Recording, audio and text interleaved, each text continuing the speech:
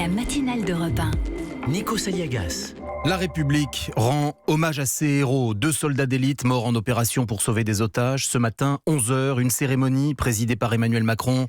Les cercueils de Cédric de Pierrepont et Alain Bertoncello passeront d'abord par le pont Alexandre III avant de rejoindre les Invalides. Aude Vernuccio, vous êtes justement pont Alexandre III pour Europe 1. Vous avez, Aude, des informations. Quels seront les temps forts de cette cérémonie ?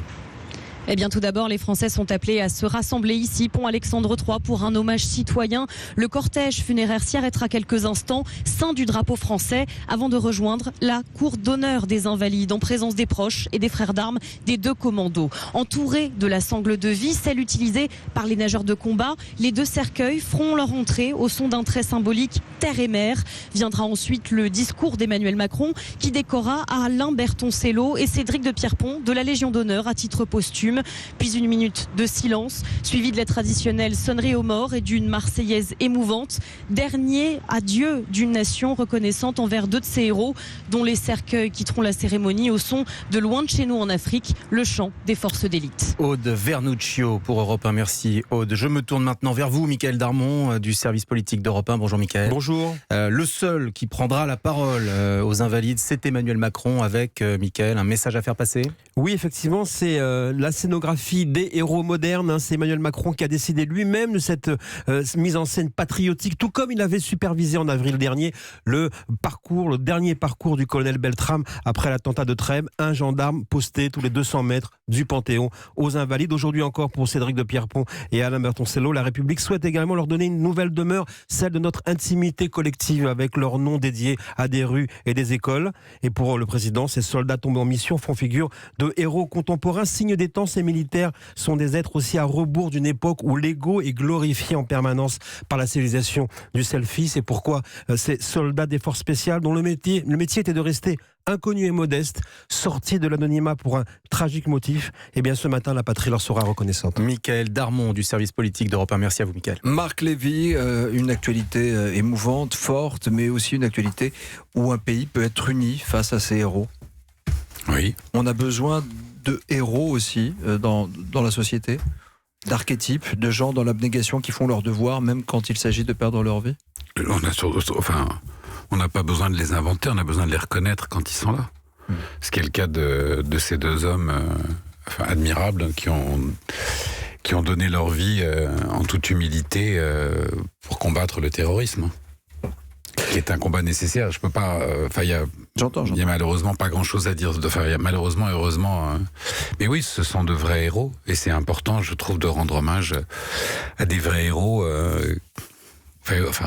Qui n'ont pas demandé à l'être. En fait. Alors partons justement maintenant à Montagny, les Lanches, en Haute-Savoie. C'est le village d'origine d'Alain Bertoncello, l'un de ces 2 héros que vous venez d'évoquer, Marc Lévy.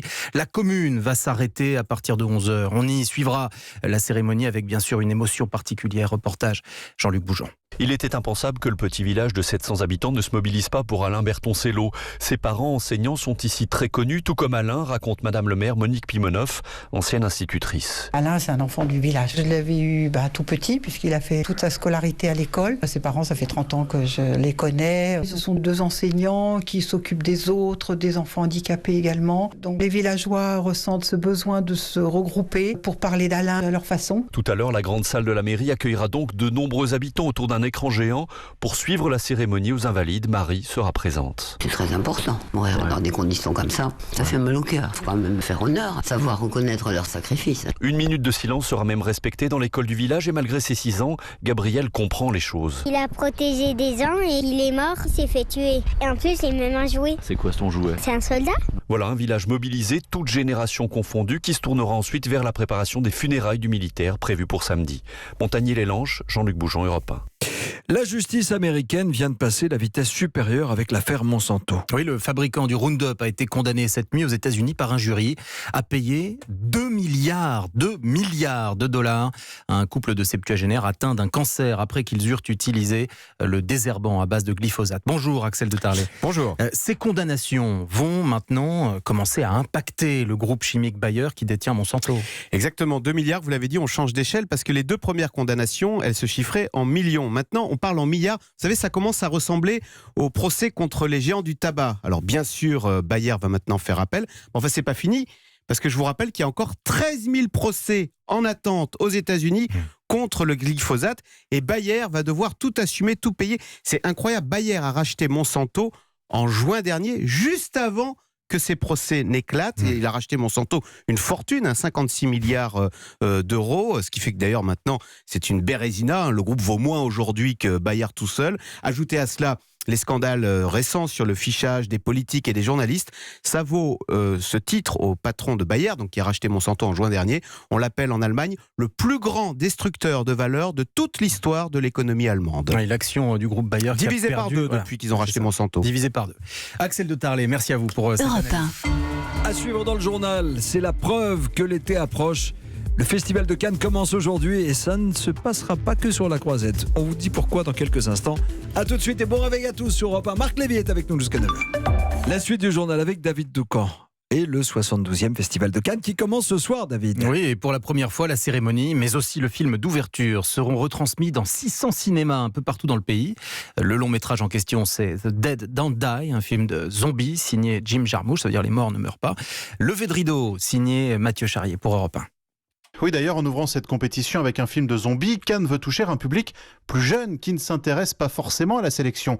En le diffusant ensuite, ainsi que la cérémonie d'ouverture dans toute la France en direct, le festival démontre qu'il n'est pas renfermé sur lui-même et que même sans robe de soirée ou smoking, chacun peut vivre sa quinzaine. D'autant que 4 des 21 films en lice pour la Palme d'Or sortiront en salle dès leur présentation sur la Croisette, se félicite Thierry Frémaux, délégué général du festival. Dans les années 50, 60, 70, les gens trouvaient normal qu'on leur parle de quelque chose d'inaccessible. Maintenant, ils ont envie de pouvoir le goûter. Depuis qu'on a modifié les dates et que le festival s'ouvre un mardi, ça permet de faire de belles avant-premières et on veut faire ça de plus en plus pour que le public français, en effet, se sente un peu avec nous. Alors ce film d'ouverture, The Dead Don't Die, raconte l'histoire d'une petite ville américaine, Centerville, où tout est déréglé à cause des changements climatiques. Les morts sortent de leur tombe, se nourrissent des vivants et se traînent hagards vers leur lieu d'hyperconsommation favori. Un film qui lance une compétition cannoise qui se présente cette année comme romantique et politique. Le critique cinéma d'Europe 1, Mathieu Charrier, qui vous présentera tous les jours le journal du festival depuis Cannes à 8h35 et ça commence tout à l'heure. Allez, on va parler d'un peu de poésie ce matin pour finir. Oui, la poésie des cuicuis. Quoi ? Les cuicuis. Les chants d'oiseaux, figurez-vous. Chirp, disent les Américains. Figurez-vous qu'il existe une compétition d'imitateurs de gazouillis et que nous sommes, nous Français, champions d'Europe. Cocorico, si j'ose dire. Les champions vivent à Marseille. Nathalie Chevance les a rencontrés pour Europe 1.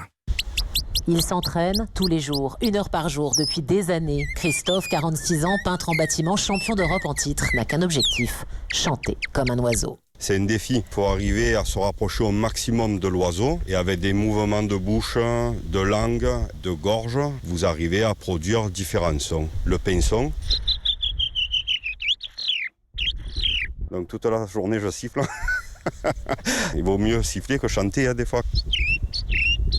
On vous prend pas pour un fada ? Peut-être, mais moi je les mets au défi de faire comme moi ou comme un oiseau. But ultime, arriver à dialoguer dans la nature avec les grives, les merles, les rossignols. Pour y parvenir, des heures d'enregistrement et d'écoute. Jean-Paul, tout juste médaillé, ne peut plus s'en passer. Il y en a qui écoutent de la musique dans leur voiture. Moi, j'écoute des chants d'oiseaux. Si on est un peu énervé et stressé, moi, je me mets ça dans les embouteillages, j'écoute, ça me calme. Une équipe de France triomphante. Nous, on a gagné la Coupe d'Europe. Il faut essayer de la conserver le plus longtemps possible. Et pour y parvenir, pas moins de 3 écoles forment ici les futurs champions. Marseille, Nathalie Chevance, Europe 1. C'est impressionnant. Ils ne sont pas champions d'Europe pour rien. Vous savez imiter les oiseaux, vous, Nikos ? Oui, un petit peu, mais je le ferai un autre moment. Non, allez-y, vous le faisiez pendant le film. Voilà. Ça, c'est l'accomplissement du chardonneret. Je vous ai vu, Marc Lévy, tout à l'heure, noter sur un petit carnet, mais il y a marqué quoi sur votre carnet, en anglais ? Ah, mais j'aurais pas dû sortir. C'est c'est un carnet humoristique. Il y a marqué, j'ai toujours rêvé d'être poète, mais putain que c'est difficile. Voilà. Mais là, on a eu un peu de poésie avec David Doucan pour finir, avec un sujet un peu plus léger. Merci David, à demain.